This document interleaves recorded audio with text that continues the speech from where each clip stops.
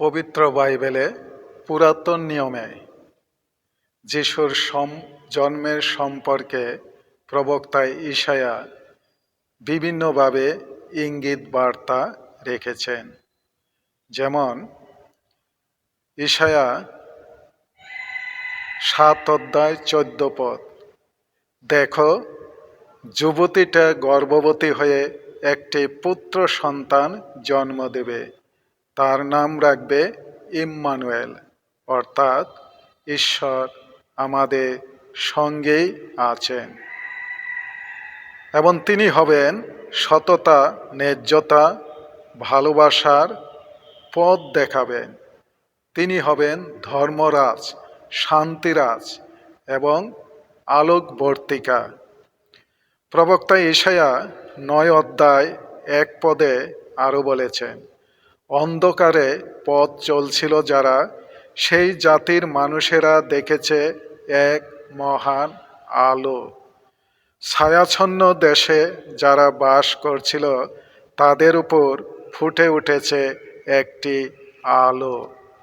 এইভাবে প্রবক্তা ইশায়া বিভিন্নভাবে যিশুর জন্মের ইঙ্গিত দিয়েছেন। যিশু যখন আসবেন তখন তার রেজাল্টটা কি হবে, ফলাফলটা কি হবে, তিনি সেটাও ভবিষ্যৎবাণী করেছেন।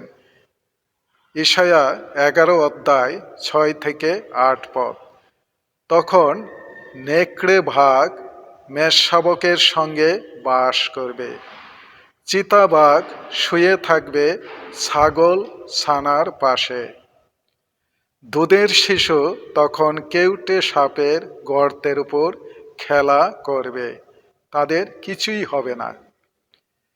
ইশায়া 35:5-6 বলেছেন, তখন অন্ধের চোখ খুলে যাবে, বধিরের কান উন্মোচিত হবে, খোড়া মানুষ হরিণের মতন লাফ দেবে, বোবার মুখে আনন্দ চিৎকার শোনা যাবে, মরুভূমিতে খরস্রোত প্রবাহিত হবে।